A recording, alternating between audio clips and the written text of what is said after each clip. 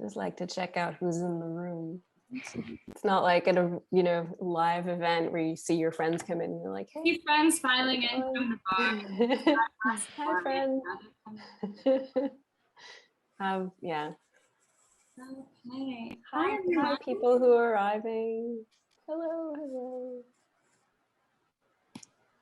All right, good evening. I am Claire Foster, and I'm the event director here at Type Books in Toronto. And I'm happy to welcome you this evening to the virtual launch of In Concrete by Anne Garréta, translated from the French by Emma Ramadan, who will be in conversation tonight with Elkin, a writer and translator from French herself. This is one of the first translation-focused events I've organized for Type, and I've been so excited to hear these two in conversation for so long. And I know that this event has a lot of people tuning in from all over the world, but I want to let everyone know that Type Books is an independent bookstore in Toronto, Canada. And I'd like to start by acknowledging that Type Books, where we are selling this book, is on the traditional territory of many nations, including the Mississaugas of the Credit, the Anishinaabe, the Chippewa, the Haudenosaunee, and the Wendat peoples, and is now home to many diverse First Nations, Inuit, and Métis people. Toronto is covered by Treaty 13 and signed with the Mississaugas of the Credit. And we encourage you to reflect on the history of the land that you're tuning into and listening from as well. Emma Ramadan is a literary translator of poetry and prose from France, the Middle East, and North Africa. She is the recipient of a Fulbright, a National Endowment of the Arts Translation Fellowship, a Heim grant, and the 2018 Albertine Prize. Her translations include Sphinx and Not One, also by Anne Garréta, Pretty Things by Virginie Despentes, a co-translation of Me and Other Writing by Marguerite Duras, and A Country for Dying by Abdellah Taïa, which just won the 2020 PEN Translation Prize. Elkin is the author of Flanoise, Women Walk the City. Her translation of Simone de Beauvoir's rediscovered novel, The Inseparables, will be released in September 21 in UK. Past projects include Claude Arnault's biography of Jean Cocteau, which she translated with Charlotte Mandel, and for which they were awarded the 2017 French-American Foundation Translation Prize, and Michel Perrault's Fascinating History of the Bedroom, an Intimate History. Her next books are 9192, A Diary of a Year on the Bus, and Art Monsters on Beauty and Excess. Before I turn the event over to Lauren and Emma, I just want to say on a personal note how much the work of both of them has meant to me as a translator, bookseller, and reader. So thank you so much for being here, and thanks everyone for tuning in. I think you guys are the perfect people to be in conversation about Anne Garréta for this translation of In Concrete, especially given Lauren's previously co-authored book, which I have here, The End of the Oulipian, which I'm sure you'll reference later. And because the end of that essay ends, talking about Anne Garréta and asking why the Oulipian should be continued to be a man's domain, a métier d'homme, and why not allow for it to be a woman's, place, and referring to Anne Garréta. So I'm really excited to hear this conversation. It's her first novel in a decade, and it follows the mania that descends upon a family when the father finds himself in possession of a concrete mixer to modernize the family home. Frankly, disaster ensues and swirls around, and this novel is with a whirling wordplay and puns and loops of language. It's totally brilliant and totally bonkers, and I can't wait to hear you both talk about it. So I'm going to go away. And if anyone has any questions during this event, just pop it in the Q&A at any time. And I'm going to let these two talk. Thank you. Thanks, Claire. Thanks to Thank you, Type Claire. Book. This is so exciting. I'm like beaming over here. I'm so happy to be doing this event. Emma, congratulations on your translation of In Concrete. It is, the book itself is bonkers, but your translation is so incredibly brilliant. It's like, I was reading it going, oh my God, like Emma is a genius. Like she's actually a genius. Like I knew you were a good translator, but this is just like a tour de force. So, seriously, mazel tov and well done. That is very kind and very generous. No, it's so well. So I think probably the best thing to do is for me to get out of the way and just turn it over to you and ask you to read a bit so that we can get the event started, having people have a sense of like what exactly we're talking about. Yeah, so I'm going to read from the second chapter of the book, and I just, Claire gave a really nice little summary of what the book is about, but just a bit more context is that, yes, lots of mayhem, lots of shenanigans ensue in this family where the father has acquired a concrete mixer and just kind of goes a little crazy with it to the point where he, during one of their modernizing projects, accidentally encases one of his daughters entirely in concrete. And so then the entire book is being told by the other child as they're waiting for their dad to bring back help so that they can get the youngest child out of this concrete tomb. And so the narrator is sort of explaining to us how they've gotten themselves into this mess. So I will start now. Let me start over. Very early in life, his and ours, he told us that he felt an inclination to care for all those paralytic rattletraps, aphonic radios, and frenetic washing machines. He wanted to save them, and he never stopped, he never gave up, not even when faced with cases that seemed mechanically, humanly, and electrically hopeless. The concrete mixer is a living example of our father's vocation. I have to mention something very important regarding our management of the Reserve Corps and also our family's faith, which is that our machines wear out quickly, more quickly, obviously, than they would in the hands of wusses, since refurbishing, fine and refine tuning, and ball fiddling is not our father's style. We realized pretty quickly, my little sis and I, that the concrete mixer, robust as it was, would give out on us and bite the rust one of these days, like all the rest, like the lawnmower, the washing machine, the drill, the chainsaw, and so on and so forth.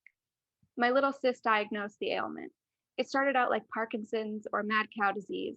When the concrete mixer concreted, it would go all spastic, its welded steel legs shaking and rattling, its gear teeth chattering. My little sis climbed up on my shoulders to examine it one morning after our father had gone into town to replenish our Portland supply.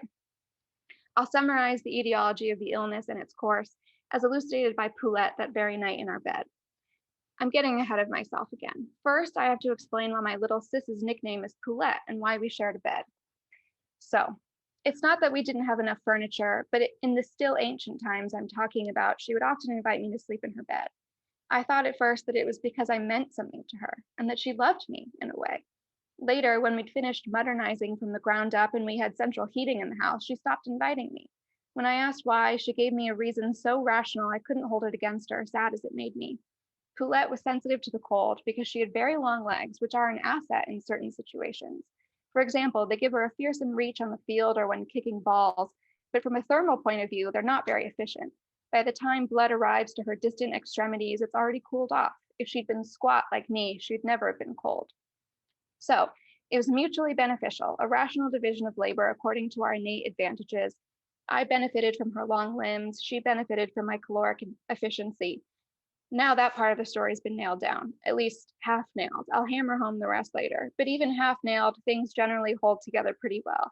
That's what our father says anyway. There's wiggle room, he says, there's redundancy. We leave that for the finishing touches. Often he's not wrong. Things vibrate, wobble, lean, withstand gravity by the skin of their teeth, but we still have some doors, some shelves, and some pipes that haven't collapsed. I'll bet it's the same for you. Back to the pathology, lickety-split. My father, who was always in a rush to finish and so hated the finishing touches, the fine-tunings, the pussyfooting, the wussy boofing, and the finitude of all things, our father would often neglect to rinse the mixer thoroughly after it was done serving up its concrete. Meaning, incidental residues would get stuck in the cog's teeth. Next time around, the poor thing would rattle as it chewed, ground, and rechewed between pinion and crown wheel, the gravels of yesteryear and the remnants of slabs past. From all that crushing rumination of the past, it'd start to rattle and wheeze. That's what wore out the heart of our concrete mixer.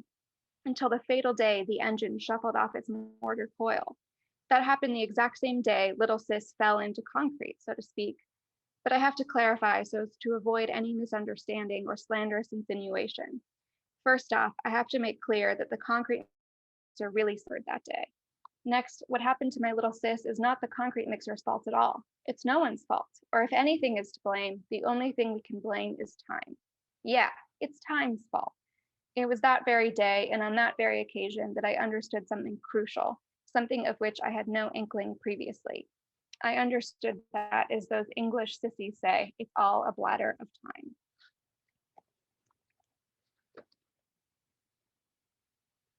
Oh, you're muted, Lauren.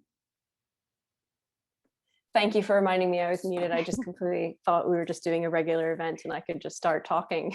Yeah, unmuted. Yeah, I think it's such an interesting book to come to, and specifically to come to it thinking about like talking to the translator. Because, you know, if I were handed this to review for somebody, I'd have to focus on like Garréta's project of the book and figure out what she was up to. And like, obviously, anyone reviewing this book would have to talk about what you're doing as a translator, but it often feels sometimes frustratingly as if the work of the translator is not, you know, the main event, possibly, sadly, because many people who write book reviews are monolingual or, you know, half, like, speak 1.5 languages, but not of the original language to really like get to grips with it. But I honestly think you could read this book and think about what the translation is doing without knowing any French at all, without being able to conjure up for yourself what the source language might have originally said. And that's, you know, what brings me back to my original point that this is like the book made new by your translation, because, you know, as I heard you say a little bit in the Skylight podcast, you know, you're basically trying to find like an approximation or, you know, some kind of adjacent version to what Garréta was doing. So I wonder if you want to talk a little bit about what it was like for you as a translator to approach this and walk us through like, how did you get started? What were you thinking? What was I thinking? I asked myself that every day I was working on this book. Yeah, I mean, the thing about this and all of Anne Garréta's works that I've worked on, well, not so much Not One Day, but especially Sphinx, they have to change in translation. And I think that is something that a lot of people kind of bristle at the idea that they're reading something that's different than the original. I mean, all translations are different than the original, but really you feel it with In Concrete, with my translation. I tried not to make it as felt with Sphinx, but with In Concrete, I don't have a choice. I mean, if the whole project of In Concrete is that Anne was using really, you know, a lot of homophonic language, a lot of like, you know, a lot of things were misspelled. There's a lot of plays on words, a lot of kind of slippage of language of, you know, some of you, if you were listening closely, might have heard me say, you know, shuffling off its mortar coil, mortar as in like concrete, or here I said lickety split, and then later on there's a scene where everyone's spitting on each other and I say lickety spit, or, you know, there's like little things like that where Anne is sort of using language to make jokes and to make points in the original that I'm not using the French language. I have to use the English language. So I have to recreate jokes. I have to kind of figure out how to make the narrator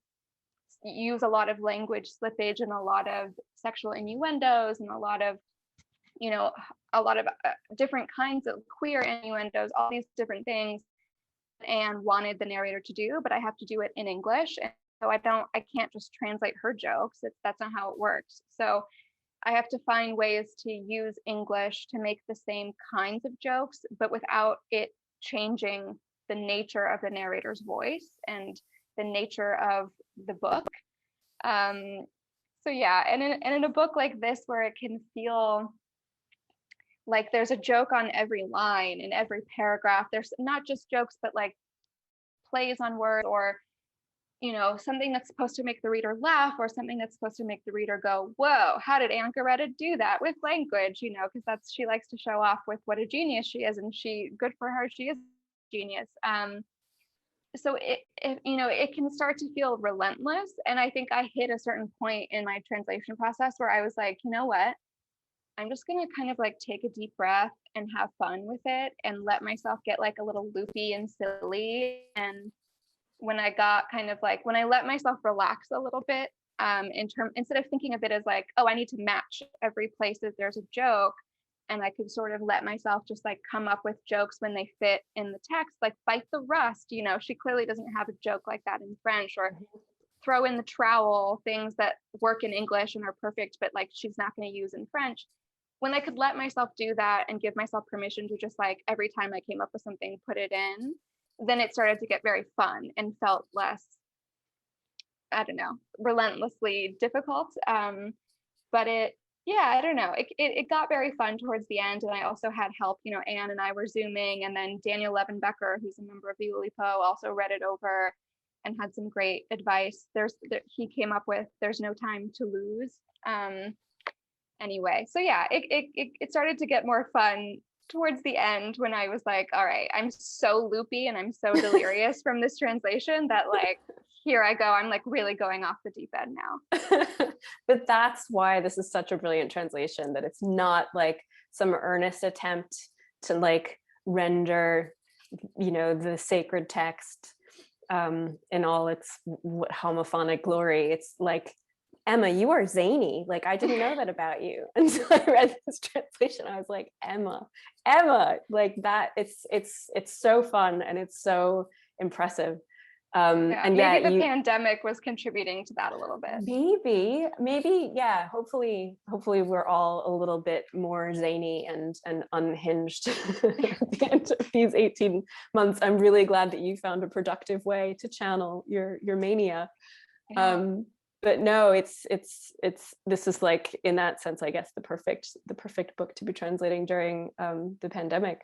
But you wrote like this really interesting translator's note, which, you know, is like an art form, I think, in and of itself, and a very unappreciated art, like how carefully translators have to think about what it was that they were doing, you know, make it conscious, and sort of give the reader who might want to know more, you know, like a DVD extra, like this is the behind the scenes mechanics of how this is working. So in yours, you say that Garréta is inventing her own novel form, blurring the boundary between spoken and written language, showing the wild mutability and playfulness of language as its own machine of modernization. So yeah, I guess I wondered if you could say a bit about what Garréta is up to in this novel, and how you felt like you were there to help her do it, or maybe you just wanted to stay out of her way. Did I really write that? I don't remember. Yeah. It's its own machine of modernization. Wow, good for me. Yeah, I didn't say it. I'm like, okay, I really was like losing my mind while I was getting to the end of this. So sorry, your question was, how do I think I maybe allowed that to happen in the English? Yeah, what do you think she was trying to do? Like, how is she inventing her own novel form? And then what's your job as the translator to help her invent it, you know, in English? Yeah, so I think I think Garréta is always sort of out to do this, and I felt it the most in this book, in that it's sort of, I am always drawn to books for the writing and the language in them more so than the plot. And this is sort of a book where like you cannot really care about the plot because the narrator is constantly diverting their own story. And they're like constantly like, wait, before I tell you that, I have to tell you this. And then before we get there, I also have to tell you this thing that has nothing to do with anything. And then also I want to like speculate a little bit about all this other stuff. And also I'm 12 years old and I don't know what I'm saying. And I don't know how to spell anything. And I keep using the wrong words. And I think like all of it comes together. It's really just a showcase of language. And a phrase that Garréta used when we were working on this together was that it's a language bath. And she sort of, her kind of reasoning for making this homophonic, for putting in a lot of innuendos, for putting in a lot of slippage, was that she wanted to show how a child's language kind of becomes infused with the various kinds of language they grow up around and that they hear. And if their father is homophobic, then they're gonna like accidentally have that kind of stuff in their language. If they're growing up around like problematic characters, then that's going to seep into their language as well. And then also, if they're trying to be very mature and her best friend is like her father, then she's going to have all this like very funny, precocious texture to her language as well. And so I think it's its own novel form, in that I think it is defying what novels are supposed to do, which is to tell a story. And this book, there is a story, but it's less about the plot and more about what the author can do with language, and like how the author can make us think differently about language and showcase the ways that language functions in our world, how we use it, how we speak it, how we laugh at it, how we kind of exploit it, how problematic it can be. And so I think it's sort of all the things that are happening in this book have actually nothing to do with what is happening in the book, which I really love.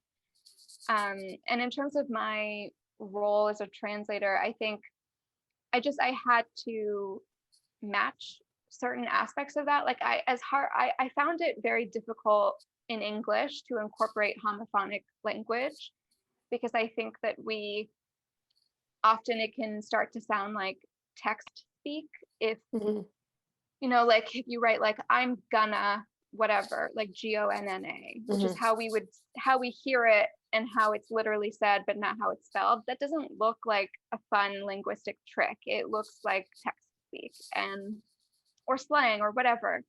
And in the French, you can do really interesting things. I know that you read the French because you speak French, and instead of like il y avait, like il space y space avait for there was, she had like all one word, il h y a v, all these things that you can kind of do, because in French, the way you speak the language and the way that you hear it and the way you spell it, it lends itself more to those kinds of tricks. And so I had to just find ways to make sure that I was still doing this language bath thing. Like I was still getting the slippage, I was still getting the like textures of language in there, and the like spoken nature of the narrator's story. I didn't want to erase that, but I also, you just have different tools with different languages. So like so on and so forth is not exactly homophonic, but like it's good enough for this particular page and this particular sentence, things like that. I had to find the balance between like going towards what English does very well, but still making sure that I was getting her point across. I'm really interested in the like collaborative process that you had with Anne Garréta. I know that you worked with her on Sphinx, maybe on Not One Day is the second one, Pas un jour. And there's this amazing directive that she gives you that you reproduce in the translator's note, where she says, "Get drunk and see if we get good puns." Like that's amazing. I don't know that any author has ever said that to their translator, but yeah, I hope awesome. that she's okay with me writing that in there. Yeah, I haven't heard any negative feedback about reprinting that, but no, it was very fun. I took so much time on this translation and was like very behind my deadline. I did, a million kajillion drafts of it. I was tearing my hair out. I sent it to Daniel Levenbecker. He like basically pointed out where the jokes are working and where they weren't working. And when I was really stuck on a joke, he would sometimes suggest things. And then when I felt like, okay, someone else has read this outside of my own brain, someone else who like hasn't been immersed in this for 2+ years, I'm going to send it to Anne. And then Anne was like, of course. She was like, I have so many notes. And so we did a lot of Zooms where it was sort of just like we would flag certain areas where you said before we started this event, there were places where you weren't even sure what was happening. And imagine me as the translator, like there were parts where I was like, I don't know what's happening here. So how do I translate it? And so we would sort of talk through those places. Or if there was like a joke that I was sure there was something going on that was beyond the surface, it was supposed to be funny, but it wasn't funny to me, and it just looked difficult. And I was like, I don't understand. I know that there's something happening here that I'm not getting. And she'd be like, oh, this is actually this really obscure reference to this torture implement that was used in the 1700s. And it's like, oh, okay. can't believe I didn't get that reference. You know, things like that. So she was very generous with her time in sort of like helping me workshop those places where I wasn't quite getting a reference or I wasn't quite getting a joke. And we would sort of go back and forth, and we had these like very long Zoom calls in like the summer of 2020. So when pandemic stuff was still roaring through town, and she would be like, okay, so have you bought water for your house? And, you know, we'd be like interspersing, you know, translation advice and like little workshopping things with like, okay, you need to go get this, you need to make sure you have this in your house, you know, sort of like mothering, which was very nice. And I don't know, it's sort of, you really like bond over those very long, very sweaty and like stressful moments in your life where you're both just like pretending that the world isn't on fire so that you can workshop this like very specific book about a girl getting encased in concrete for 4 hours. Yeah, it was really nice. And I think that with this kind of book too, when I have to take a lot of liberties, it feels better for her to be somewhat involved in like just being, you know, signing off on like places where I went really far away from the French, to know that she was okay with that, to know that like I put in the word jabroni in this book, which clearly is not a translation of anything from French, but I was really determined to keep it in. And I kept like waiting on every Zoom call for her to be like, what is this word jabroni? And she never did. So that was great.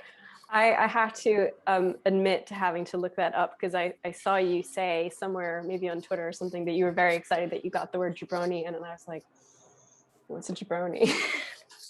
Anyway, now I know. Specific term to like wrestling. Yeah. Don't ask why that word means so much to me, but it's just I don't have to ask. I felt it. I felt it when I came across it in the book. I was like, yeah, that's the word you need right there. Frankly, it's just funny, and I just I like needed something in there that I thought people would come across and like chuckle at. Yeah. There's a lot of chuckling. I did a lot of chuckling. I was rereading it today when I was at the hair salon, getting this blonde done. You know, it took 6 hours. Like usually, anyway, this is a very, very painstaking process. But I was like, you know, while she's doing the foils, I'm like, like laughing like an idiot. And I couldn't. She's like, "Oh, what's your book about?" And I was like, "I don't know how to tell you what this book is about." You would not like this book, lady. Sorry. Yeah, I don't. She was very lovely, but I couldn't like summon the words to describe it to my hairdresser in Liverpool. So yeah, I mean, there's so many different places that I would love to go from there. I just want to be mindful of the time. I think like I'd like to talk about Garréta as a member of the Oulipo, and maybe this book's relationship to the Oulipo, because you know, there's the Zazie dans le métro comparison, of course, and that like Canovian, what's the adjective for Cano? That first word, I'm like blanking on what it is now, but it's like du pouille pu comme ça. I can't remember. It's like some kind of word that he made up that's like an approximation of like, why does he smell so bad? Did you look at the translation, the English translation of Zazie for this, or you know, did you think about that book at all? Yeah, I did look at the English translation. And then I got, basically, I mean, we can go into this a little bit more, but Anne Garréta's current status is that she like is not involved with the Oulipo, and you can never leave the Oulipo. Yeah.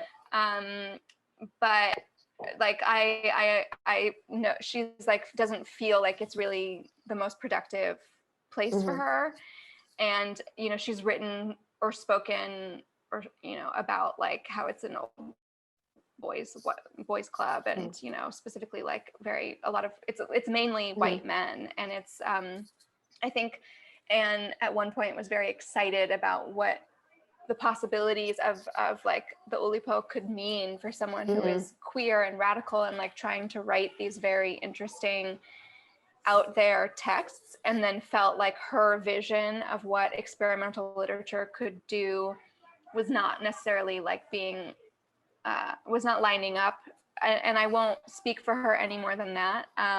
But I looked at, obviously the Queneau, the Zazie and the Metro comparison was very front of my mind. And when I brought this up to Anne, she was like, no, it's nothing like that book. And I was like, well, it's very like that book.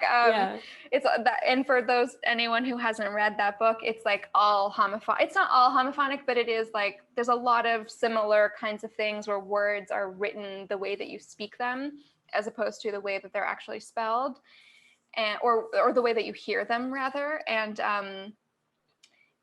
so obviously that was like helpful for me to see, but again, I think I didn't do very much of that in my translation, the homophonic, trying to imitate that, because I found that it wasn't really the place where I could do the best work with this translation. But yeah, that came up for me.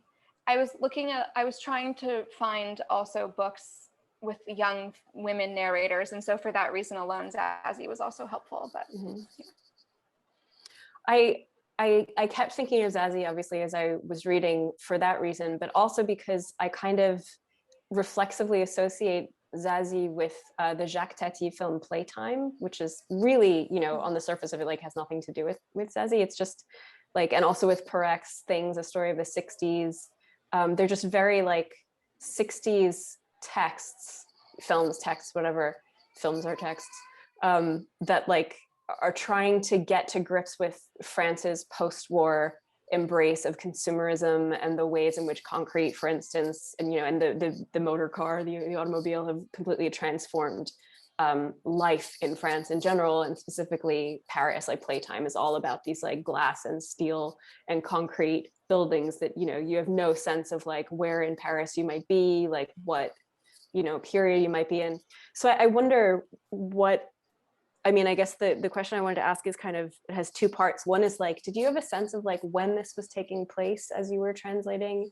And the other is, do you see Garréta, like how do you see Garréta, I guess, in relationship to not necessarily the Oulipo per se, but like kind of post-war or contemporary French literature? How do you think she fits in? Oh, okay. You don't have to speak back to that if it's boring or not. No, it's definitely not boring. I just feel like it's one of those questions that reveals how not like other literary people I am, because I feel like I don't know how to make those comparisons or references. I sort of I like what I like, and don't necessarily have like a broad sweeping understanding of like the French modern literary scene in the way that one would think I should have. I'm not like other translators. No, but I think I'll answer your first question first, which is I did ask Anne at one point this question of like, can you give me an idea? There's something that comes up. I don't know whether it's a money thing or something that comes up in the book. And I said, can you tell me when this takes place so that I can correctly translate this part? And she was like, no, it's not. You're not supposed to know when it's taking place. You're not supposed to like really understand, what exactly they're like, where exactly they're existing. But there's a lot of references to the war. There's a lot of references to to World War II and other wars. And then there's also references to, obviously that modernization is the big thing here, right? Like they're trying to modernize everything. And it's unclear whether that's because like, that's what's happening at the time that this is taking place, or if it's just because they're like in the rural sticks in the middle of nowhere and like suddenly their dad has a concrete mixer. So, I think I didn't have a specific frame of time in mind. But certainly like, I don't know, not that long ago. And for the second question, I don't know. I think that Anne is doing something very different than what the Oulipo is doing. I think what distinguishes Anne for me from the Oulipo is that her books, she's experimenting not for the sake of experimenting, but for the sake of saying something.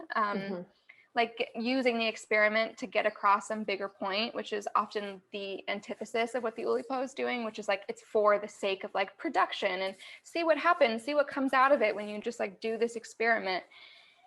So I think like the kind of intentionality behind her sets her apart from the Oulipo, but then I don't know like where to place her. Maybe you will have a better answer to that question. I'm not totally sure where she fits in. Yeah. No, I wonder about this myself. I feel like she is like kind of sui generis. Like she has a lot in common with the Oulipo, but she's also lived outside of France for a long time. I mean, she teaches at Duke. I know she's sometimes in Paris, but I don't know her personally, so I don't know what her arrangement is. But I know that she spends a lot of time in America, or did at one point. So I think she's a really interesting writer because she has this sense of like displacement kind of built into her work, this slipperiness, I guess, of language, but also there's something else that you can't quite pin down. It is very French work, but it's also kind of other or undefinable.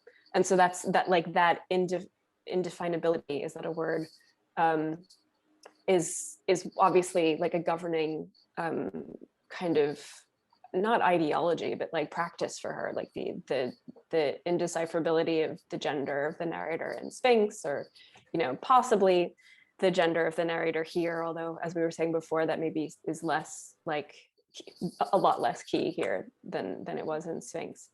So yeah, I think there's the sense that indeterminacy is something that she's very interested in, that I think, from my own experience is generated from feeling kind of in between cultures or spanning different cultures. And also I think, oh, sorry. No, I was just, you go ahead. I was gonna say, when I was looking for things to look at while translating this book, I was actually drifting more towards poetry.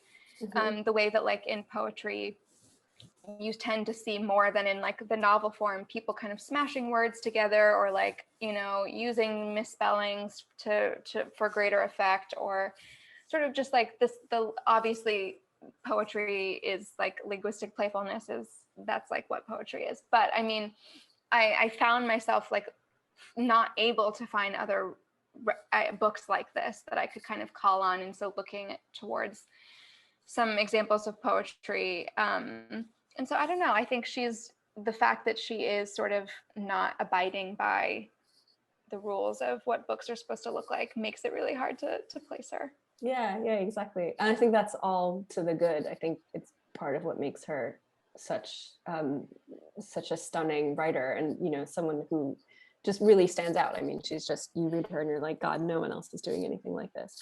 But that said, reading this book and in an Oulipian lineage just for a moment, but I think like good, in my Oulipo book I talk about like Oulipo light, which is maybe the kind that you're talking about, the like experiment for experiment's sake, which is fine, but like after a certain point it's just a lot of old white men in a room doing like crossword puzzles, doing math, which is great for them. But I think there's like this Pareckian kind of lineage that I'm much more interested in, that I, have spent a lot of my time like thinking about and writing about.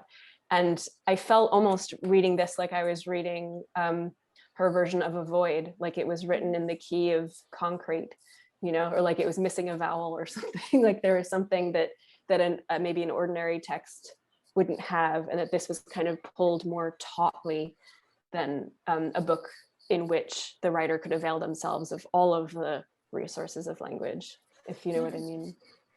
Yeah, there's like this sort of slyness almost to it, of like there's like a wink behind it, of like, I'm doing something very intentional here. So I'm not just like willy-nilly, misspelling things and like using homophonic language, as much as I am like drawing you as the reader to something. Like I am doing what I'm doing in certain places and in certain ways to like get you to see something. There's a puppet master behind all of it. Yeah, exactly. And so there's that interesting tension between, like, as we were saying, like the indeterminacy of when it's set, or what exactly is happening, or who exactly this narrator is, and the like radical specificity of the language, the sense that like this is not, I was thinking about it somewhere, I read someone describing it as like a fable, an Oulipian fable. And so I was thinking about fables and fairy tales and nursery rhymes, or maybe someone called it a nursery rhyme. And I was like, yeah, I think that was fairies. Yeah, so it's great because like fairy tales are like, you know, famously like told again and again and again and again and passed on by lots of different people, but nursery rhymes are like really specific. They're like generated by the rhymes. The story, what happens is generated by the language. It's like medium specific nursery rhymes. So this reminded me of that, like this could only exist in the words that it exists in, which is why your translation of it is, you know, so brilliant, and also just its own like literary object without necessarily being a direct reference to the original text, if that makes any sense. Yeah, which also I think it sort of like makes it very, the word that's coming to mind is precarious, where it's like, because the project is so controlled and is so specific, but I can't translate those things and I have to create my own literary object. It feels like I have to, it's like carrying an egg around when you're like in those class projects or whatever, and you like don't want to drop the egg, but you have to do things with the egg. Like you can't just like sit with the egg, right? Like in school, you have to go, you know, there's all these things you have to do and just make sure your egg doesn't drop. That's sort of how I felt, was like, I have to make sure I am bringing this thing to English in a way that connects with the project, but I like, you know, I don't know. I've lost the train of my metaphor, but no, it's perfect. And I think it really speaks to this book because like there is something like precarious about concrete, you know, or the way that it is made concrete. And the book is so much about that, like the mechanics of it and how if something slightly is awry, and I don't even understand the mechanics. I read them, but you know, I'm like, yeah, not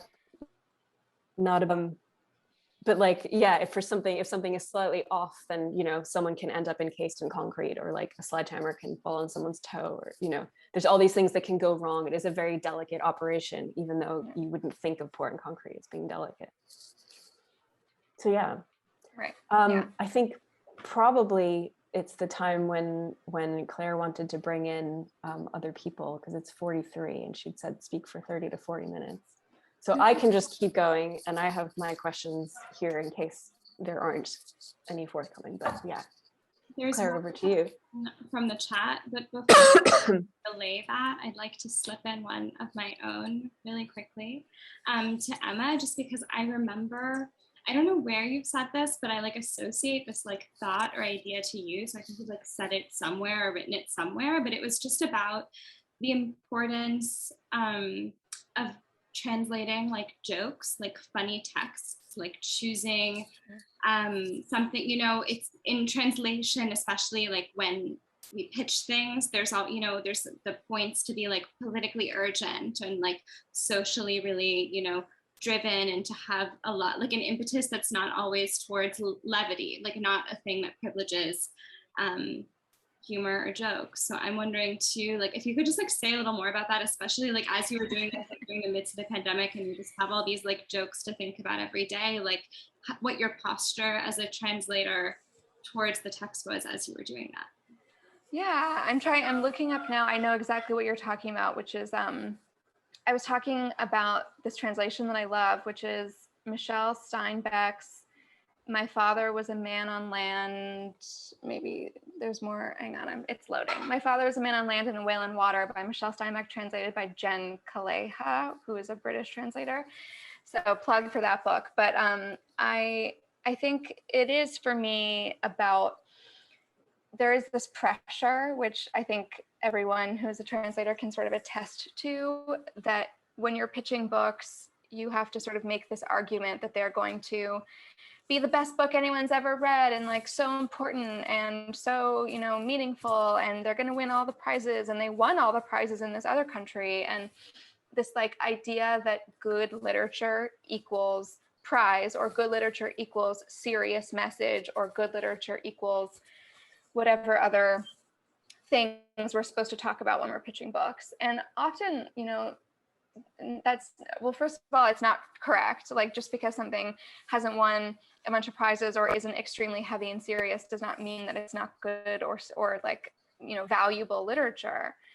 But I think we can sort of, at least I personally can really get really caught up in that, like very afraid to pitch books that are just kind of a good time, books that are like really fun and like bring a lot of joy, and their value is in that, or their value is in like some kind of linguistic intricacy, or their value is in, you know, whatever other thing that they have going on. And this book in particular, I mean, I didn't, to be very transparent, I didn't pitch this book. Deep Vellum has been translating or publishing Anne Garréta, and so they just sort of said to me, you know, let's do this next one that she just wrote. So I didn't have to worry about that so much. But I don't know how I would have necessarily pitched this if this had been like, you know, if she hadn't already been translated into English. I don't know what I would have said about this, because a lot of publishers, they don't really care if it's funny or if it's doing something interesting with language.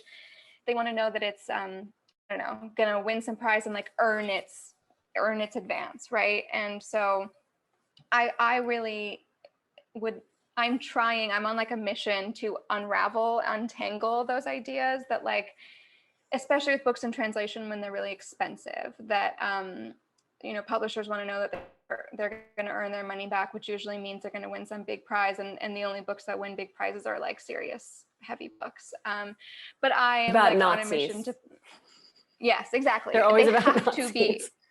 They must be about Nazis, or they can be about, like, I don't know, arranged marriage, but like one of the two. And no, but I mean, not to like devalue any book that's won a major prize in the last few years, but it can often feel like there's not enough air in the room for other kinds of books, when like we know that actually those other kinds of books are exactly the ones that do really well in translation. The Elena Ferrante quartet, you know, the girl with the dragon tattoo is not like you know, those are the books that like people want to read. They're fun, they sell. And so like, why can't we get anyone to buy these, like the fun kind of like, I don't know, less serious books when we're pitching them? I'm rambling now, I'm ranting now, but I'd love to hear Lauren's thoughts on that too. Oh God, I think it can be so hard to do humor well in another language. I mean, French humor, especially. The French are not like universally known for being hilariously funny people. I think French humor is hilarious, but like other people that I've tried to convert have been, you know, harder crowds. But yeah, I mean, like Emma, I remember talking to you a couple of years ago when I was writing that piece about Virginie Despentes, and you were saying like just the hardest thing about that book for you was like all of the slang, and that, you know, slang is like the big pitfall in her work. And some translators have not always succeeded. We will not name any names in rendering Virginie Despentes slang in English. So yeah, I think like that's another aspect maybe of why we don't see a lot of like funny French works. You know, just talking about French books in translation is either like the French just are not that funny, or it's really hard to capture why they're funny in English. But yeah, I'm just kind of generalizing. I think that's right, but also, yeah, I mean, translating humor is really difficult, and I am not by any means saying that I'm like very good at it. I think I got some good punches in this one, but it's really difficult, and I think that is a real thing that like probably, you know, maybe some of the jokes don't translate as easily or whatever. But I hope that as a community, I would love to see myself and other translators pitching more fun and funny books in translation, so that readers and like customers in bookstores and whatever don't always associate books in translation as like the vegetables, or as the like, you know, the like, oh, it's in translation, oh, it's going to be about Nazis, I don't want to read this book. It's like, no, it's about concrete. It's about a girl almost dying because she gets encased in concrete. It's so fun. But, you know. Okay, we have one other question. If anyone else wants to put them in, just drop them in the Q&A that's like at the bottom. So this is a question for both Emma and Lauren. From your experiences of speaking and translating French, do you feel like French literature has a special way of playing with words, either with the puns or slippage of languages you mentioned, or in other ways? And if so, why? And if not, that's okay. It's a very considerate question. Thanks for the question. I I do think, yeah, I think I spoke about this a little bit as the question asker mentions.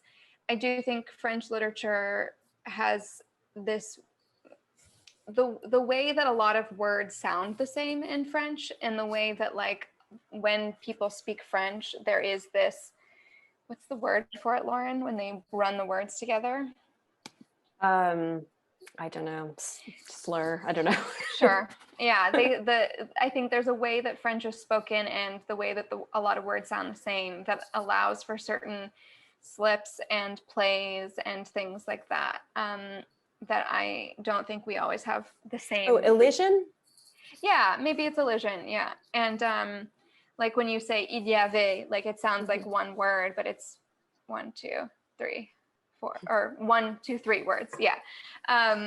Things like that, whatever. So in English, I think we don't get that kind of texture across as much. But then I also think Lauren spoke a little bit to this, which is that like French humor itself is different. And I think the way that people write French books is different than the way we write English books, in the same way that like the way you write any book, or the way that any language is going to have its own like specificities and quirks. Yeah, I'll let Lauren answer. Yeah, I mean, yeah, I agree with everything you just said. I think like that's even one of the major stumbling blocks, I think, when people are learning French. Certainly was for me when I was learning, and friends of mine have said something similar, that like it's hard to, so many of the words sound the same. Like it's hard to, if you like, so much depends on the context, I think, when you do speak the language already, to understand, you know, what, I can't think of an example off the top of my head because I'm really tired, but you know, you can tell from the context if they're saying mère, like mother, or mère for si, like that's really straightforward. But it can be hard from listening to make out what, you know, what the words are. And that's, I think, true for French people too. It's why they have like dictée is such a big, like, you know, fun, like the French version of a spelling bee is like somebody reads out a paragraph or something, and everyone has to, like, it starts in school, but they do it like after school as well as adults, these competitions where you have to like copy down what a person is saying. They're like giving dictation, and you're like, okay, yeah, okay, got it. And you can take like great pride in transcribing accurately what someone has said. And, you know, Bernard Pivot, this like very well-known French literary journalist, is famous for hosting a yearly dictée. So, and they're published. This is actually one of the first books I bought when I moved to France a long time ago. Is like a volume of Bernard Pivot's like greatest hits, as his, like, you know, as the MC of these dictées. But I've never actually gotten around to asking anyone to like read it out so I could test my prowess. But yeah, I think there's something about French. All of that is just to say that there's something about French that's like slippery even for French people. And some writers like Anne Garréta, you know, profit from that, take advantage of that, and use it to the benefit of literature and their readers. And then some of us are just like, did he say? Oh no, that's a great moment actually in my bus book that I'm very proud of. Is so there's this weird book I wrote that's coming out in September that's basically just a diary of riding the bus. And there's a scene where I'm like really tired and I'm listening to like a France Inter podcast, and I'm like too tired to really try to listen enough to hear what they're talking about. And I think in English I said something about bees or abbeys, which was so cool because like in French it's abeille for abbeys or abeille for bees. So it worked so perfectly, like English and French. I was like, only people who really know both languages are going to get this joke, but I'm so proud of it. And it really happened. It wasn't just like something I thought up. Like I'm not good enough to invent stuff like that. So yeah. Okay, it looks like two more questions. Also, I was like, sorry, I have like typing face on because I was putting in the link to pre-order your bus book. Oh, thank you. Amazing. It's like it's on our site already, so I'm just putting that in, and it's brilliant. Yeah. Okay. So there's one other joke. Looks like we have two. I said jokes. We have two other questions. The first one is it looks to be like a continuation of the question about jokes in translation, which is looks like to Emma. You've made a point of needing to have fun while translating this, and I'm curious if that's a feeling you have a lot when translating and how important it is to the art more generally. Do you feel a translation is better when you're having fun doing it? I mean, for this book, if it did not become fun for me, it was just not gonna work, because it's supposed to be a fun book, it's supposed to be a funny book, and if I'm not like making myself laugh and having fun with like my own linguistic jokes, then like how am I supposed to expect anyone else to find it funny or like find it fun? So I think when you're translating a funny book, I think it's important to be having fun and to make yourself laugh. In terms of, I mean, obviously sometimes I translate horrifically sad books because I like horrifically sad books, and then I don't have fun. But I think no matter what, like, you know, speaking of books about arranged marriages, you know, I'm translating a really sad book right now about someone forced into, two different women forced into horrible marriages. Like, I'm not having fun, but I think you have to maybe sub out the word fun for like appreciation or love or whatever you want to call it, because you're, as a translator, you're working so closely with one text so much, like, so you're getting so into the weeds of it, you're going over it several times, and if you have no appreciation or no love for the book you're working on, I think it's very hard to like really engage with it and really kind of tap into it in the way that you need to, or maybe not, maybe other people are like less emotional than me and more capable of like having utter disgust for a book, but then still doing a very good job of translating it. I think for me personally, I'm a very feely person, and like I need to be emotionally tapped into a book to do a good job. So maybe I'd sub out fun for appreciation, love, etc. That's great. Okay, so it looks like there's one more question, if that's cool. And then we'll do closing stuff. Okay, this question is, should critics review translated books be fluent in both languages? You often read something like this in a negative review. Quote, "It's possible this was a bad translation of a good book, but who knows?" End quote. Well, should the reviewer know? I'm really curious to hear what Lauren has to say about this. I'll give a very quick answer and then I will let you do a better answer. No. I think, I don't know. I think it would be an impossible ask that everyone who reviews a translated book know the language of the original, because then we're not going to get any reviews of translated books, or very few. And I think it's good to have people who know both languages, like Lauren often will review French books, and be able to get into the weeds of the translation and be able to comment on that. That's also necessary. But I don't think it's realistic or possible or fair to say that every critic should be able to read the language. I do think that saying something like, "It's possible this was a bad translation of a good book, who knows," is like very damaging and not a responsible thing to say. And I think every reviewer should learn how to responsibly review translations, which there's like resources out there for that. Susan Bernofsky has stuff on her blog. You know, there are examples of what it means to responsibly review a translation. And yeah, I will let Lauren answer too. No, I totally agree. I think, you know, like one of my major pet peeves is when you read a translation or you read a review of a translated book and there's no mention whatsoever of the fact that it's a work in translation.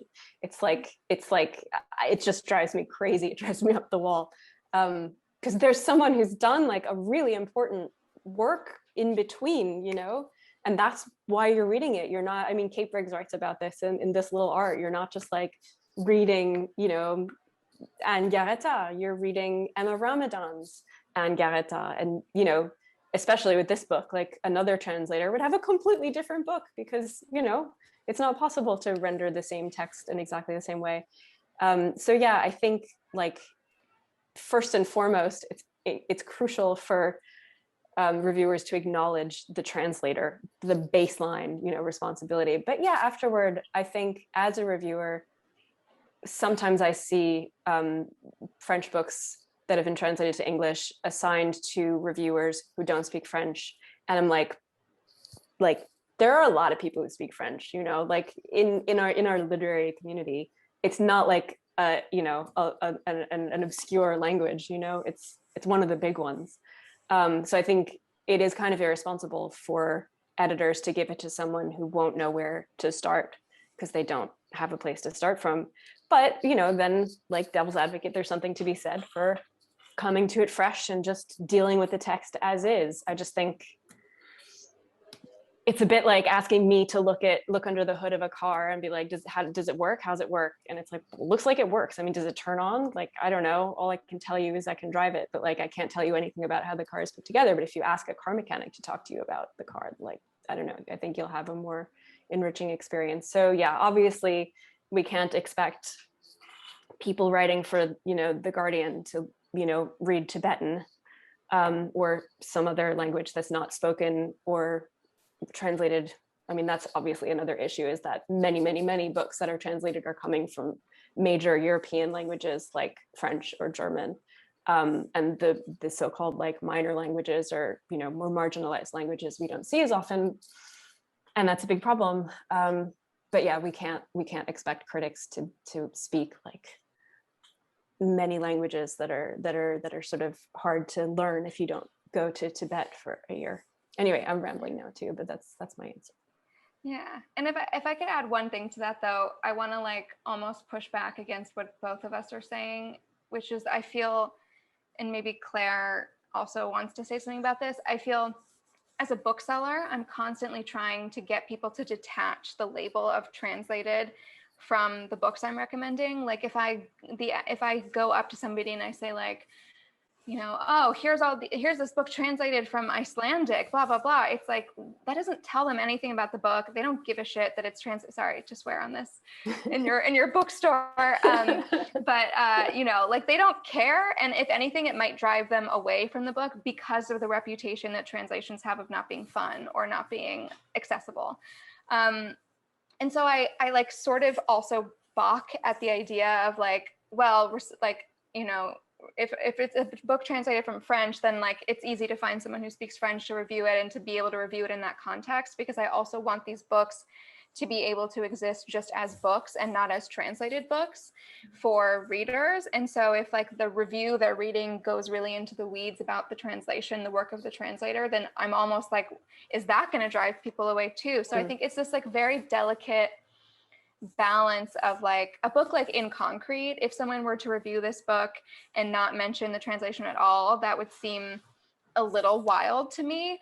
But if like, you know, any other book I've translated, if they want to just talk about it as if I didn't do anything, I think that's almost okay, because it's supposed to be for people who don't read French, right? So I don't know, I'm still working through it, but I'm like, as a bookseller, I'm hyper aware of this, like when you attach translated to something, it can often alienate readers who otherwise might really enjoy the book. And so how do we also contend with that?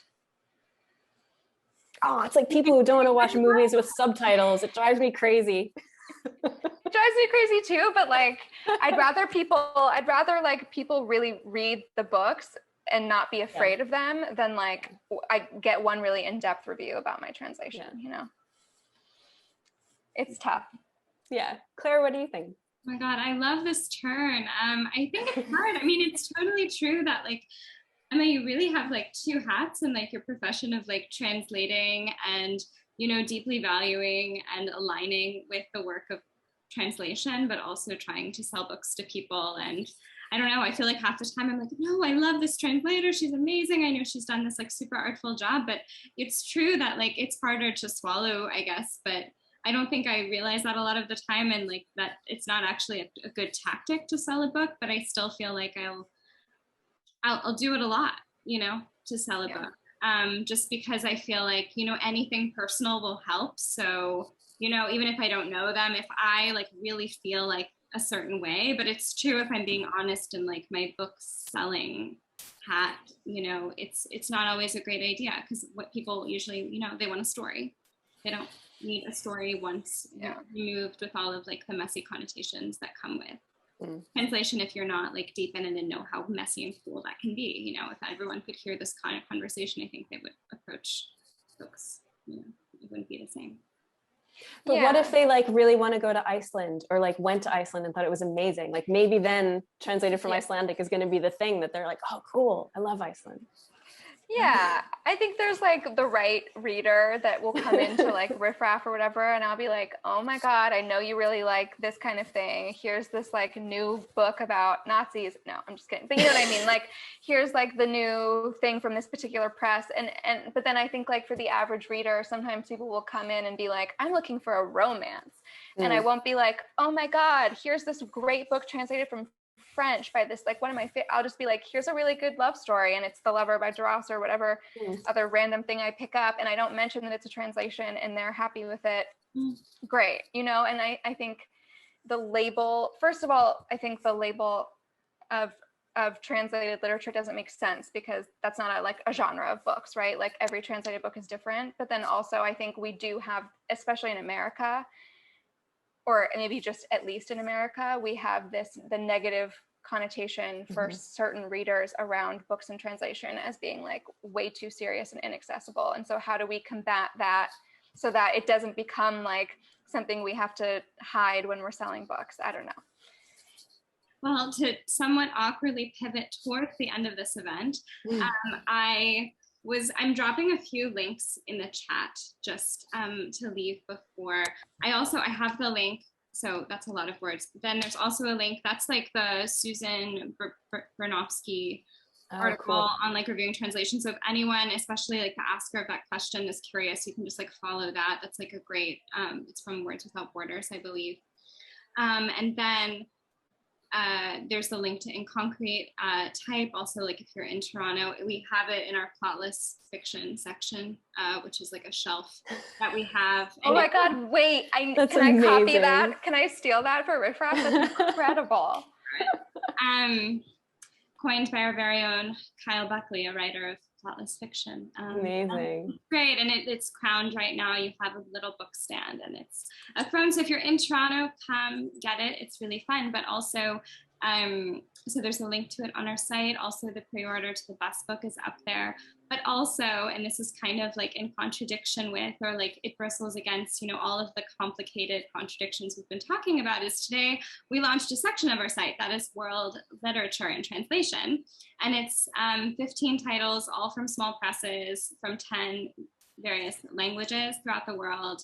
And the point of this was just to like, we've been finding it hard with the site, and like I wonder if like Emma, you like felt this with riffraff, but like I was feeling like we weren't doing as much like small press, like the weird books were not going because we were curbside for so long, and here in Canada we were locked down forever, so it was just like a lot of like all the main titles, and I was just feeling like I wanted, and I could do that at the door at our Queen Street store, you know, here in Toronto, but like for our website, at least for people buying in Canada or other things, it's not the same. And I feel like I wanted a way to like get online, just like to basically like get my picks, you know, in this like section, which has now been framed as like world lit and translation, which like is interesting and open for complication in a lot of ways. But anyway, that's in the chat.